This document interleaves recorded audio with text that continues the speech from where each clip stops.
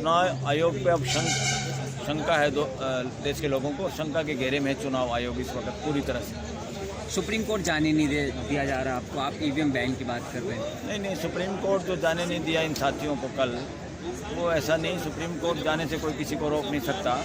और अगर धारा 44 का इसी तरह माहौल रखेंगे तो देश की जनता धारा 44 को भी तोड़ देगी अगर उसका मिसयूज़ हुआ तो। अगर तंत्र धारा 44 का मिसयूज़ करना चाहेगी तो धारा 44 को तोड़ देंगे, क्या दिक्कत है, तोड़ देंगे लोग। देश का स्वतंत्र संस्था है चुनाव आयोग, वो कहते हैं कि स्वतंत्र नहीं है। स्वतंत्र होना चाहिए, संविधान कहता है वो स्वतंत्र होना चाहिए, मगर वो परतंत्र है, स्वतंत्र नहीं है। उसमें चुनने वाले लोग भी गलत तरीके से चुने जाते हैं। उसमें चुनने वाला जो सिस्टम है वो भी असंवैधानिक है और वो भी एक तरह से कॉन्स्टिट्यूएंट असेंबली के मूल भाव और भावना के विपरीत। बहुत ज़्यादा लोग इंटरेस्टेड हैं इससे। क्या जो मिसकॉल दे रहा है वो एक तरह से सच्चा सिपाही है बैलेट पेपर के पक्ष में। वो सारे के सारे लोग ही तो ताकत है इसकी। तो ये सर हम लोग जो हैं तो इशू को उठा रहे हैं, तो असली ताकत तो वो लोग हैं जो इस इशू के साथ हैं। देश के लोग, देश की जनता, देश के नागरिक, देश के वोटर। लेकिन लोग कॉल तक ही सपोर्ट करेंगे, जमीनी स्तर पर भी सपोर्ट करने आएंगे। जमीनी स्तर पे हमेशा देश का आम आदमी जमीनी स्तर पे सपोर्ट करता है और कभी पीछे नहीं हटा ये देश। जब निरंकुशता बढ़ी है देश में और किसी ने व्यवस्था की बजाय शासन करने की कोशिश की है देश पे, देश ने उसको उखाड़ने का काम किया है। लेकिन सरकार पर कोई असर नहीं कर रहा। सरकार ये कह रही है कि 400 पार। ये 400 पार कहना यही तो एक वो है। ये ईवीएम के भरोसे बोल रहे हैं। बैलेट पेपर अगर आ जाएगा तो फिर बोल नहीं पाएंगे और पता चल जाएगा 400 की जगह कहीं 40 पे अटक जाए। 22 तारीख में बलराज जी, आप एडवोकेट हैं, आप जाइए रामलीला, मीडिया में वही चल रही है, राम लाला आ गए हैं। अरे वो तो किसी ने जादूगर कोई जादू का तमाशा दिखाता है, वो हकीकत थोड़ा बताता है। वो अपना तमाशा दिखाता है अपने पैसे बटोरने के लिए। अब यहाँ पे ये पॉलिटिकल ड्रामा है वोट बटोरने के लिए, इससे ज़्यादा कुछ नहीं है। जादूगर कभी नहीं बताता इसके पीछे सच्चाई क्या है। सच्चाई देश के लोग समझते हैं। लोग जादूगर का तमाशा देख के भी लोगों को पता है ये जादू है, ये हकीकत नहीं है, इसमें टेक्निक अपनाई गई है। इसी तरह से राम मंदिर भी एक तरह से उसी तरह का पॉलिटिकल ड्रामा है, पॉलिटिकल जादूगिरी है। और इस जादू के भरोसे लोगों की तमाशे वाला जादूगर लोगों की जेब से पैसा निकालता है, यहाँ लोगों का वोट निकालने। चुनाव आयोग पे अब शंका है देश के लोगों को। शंका के घेरे में चुनाव आयोग इस वक्त पूरी तरह से। सुप्रीम कोर्ट जाने नहीं दिया जा रहा आपको, आप ईवीएम बैन की बात कर रहे हैं। नहीं, सुप्रीम कोर्ट जो जाने नहीं दिया इन साथियों को कल, वो ऐसा नहीं। सुप्रीम कोर्ट जाने से कोई किसी को रोक नहीं सकता।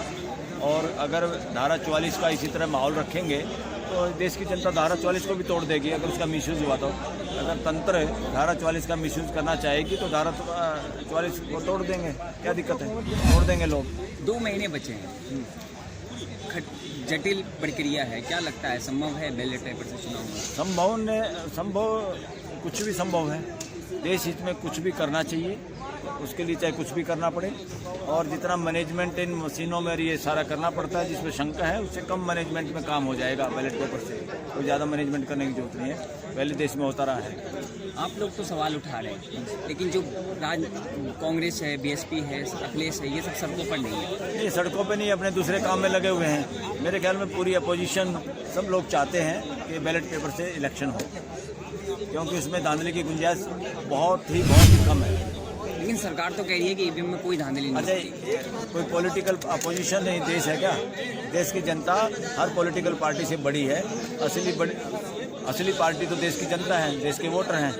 ये तो छोटी मोटी पार्टियां हैं, चाहे बीजेपी हो, चाहे कांग्रेस हो, चाहे कोई और भी पार्टी हो, बसपा हो या आरएलडी हो या कोई भी दल हो।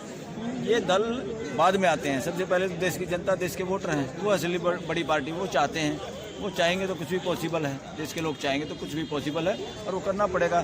सरकार की मर्जियाँ नहीं चलती लोकतंत्र में, देश के लोगों की मर्जी। मेन स्ट्रीम मीडिया तो आप लोगों को बाइकआउट कर रखा है, ये जो आप प्रेस कॉन्फ्रेंस करते हैं इससे कुछ असर है? अरे मेन स्ट्रीम मीडिया कहाँ है? मेन स्ट्रीम मीडिया तो सोशल मीडिया ही मेन स्ट्रीम मीडिया है।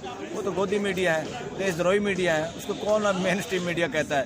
वो तो अपना दिन काट रहे हैं और भांडगिरी कर रहे हैं, इससे ज़्यादा कुछ नहीं कर पा रहे वो लोग। मुट्ठी भर लोग हैं ईवीएम पर सवाल उठा रहे हैं, लोग तो यही कह रहे हैं, बीजेपी सरकार यही। ईवीएम के पक्ष में कितने लोग हैं देखें आपने? कभी पूछो किसी सड़क चौराहे पे 10, 20, 100 लोगों को पूछो, रेलवे स्टेशन में जाओ, बस अड्डे पे जाओ, कहीं भी जाओ, सिनेमा घर में जाओ, पूछो लोगों से क्या चाहते हैं।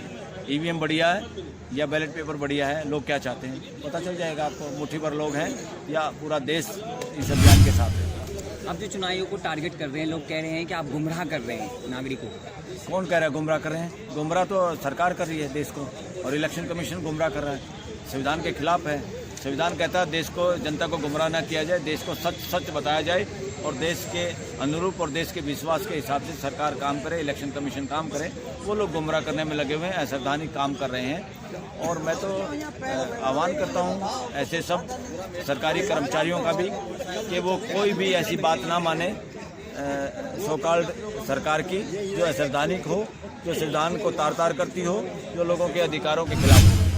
निष्पक्ष चुनाव हो तो रहे हैं, फिर आपको ईवीएम पर प्रेस कॉन्फ्रेंस करने की क्या जरूरत है? ईवीएम हटाने की क्या जरूरत है? अरे फिर निष्पक्ष चुनाव होते तो हम क्यों प्रेस कॉन्फ्रेंस करते हैं? क्यों यहाँ आते हैं? क्यों आप लोगों को बुलाते हैं और क्यों आप लोग आते हैं? निष्पक्ष नहीं हो रहा, क्यों आप लोगों की जो लोग ये प्रेस कॉन्फ्रेंस है क्यों इतने लोग देखते हैं? लेकिन देश का स्वतंत्र संस्था है चुनाव आयोग, वो कहते हैं कि स्वतंत्र नहीं है। स्वतंत्र होना चाहिए, संविधान कहता है वो स्वतंत्र होना चाहिए, मगर वो परतंत्र है, स्वतंत्र नहीं है। उसमें चुनने वाले लोग भी गलत तरीके से चुने जाते हैं। उसमें चुनने वाला जो सिस्टम है वो भी असंवैधानिक है और वो भी एक तरह से कॉन्स्टिट्यूएंट असेंबली के मूल भाव और भावना के विपरीत है। क्या प्लान है आगे? आगे कुछ नहीं प्लान, लोगों को जागरूक करना है, लोगों को बताना है असली मालिक तो देश के लोग हैं, देश के वोटर हैं, उनकी जो मर्जी होगी वो करेंगे। इस अभियान से लोग जागरूक हो रहे हैं। हमारा काम है आवाज उठाना। जिसको अगर पता चल जाए कि कोई चोरी हो रही है, चोरी होने की आशंका है, तो जिसको पता चल जाए उसी की ड्यूटी है। तो क्या करेंगे 2024? ईवीएम से चुनाव होंगे, अगर नहीं रोक पाए तो चुनाव में तो हिस्सा लेना पड़ेगा और लेना चाहिए, और उसकी निगरानी और तरीके से करनी चाहिए। लेकिन भानु प्रताप जी चुनौती दे रहे हैं कि हम चुनाव होने नहीं देंगे, बहिष्कार करेंगे। देखो जनता तो यही चाह रही है और संघर्ष समिति के लोग भी यही चाहते हैं, उसमें कोई बुराई नहीं है, अच्छी बात है। अच्छा, इससे ज्यादा आप कुछ ईवीएम पर लड़ रहे हैं, उधर राम मंदिर पर बीजेपी भुना रही है, 400 पार क्या? अगर भुन गया तो 400 पार आ जाएगा, आप ईवीएम पर बैलेट पेपर से चुनाव।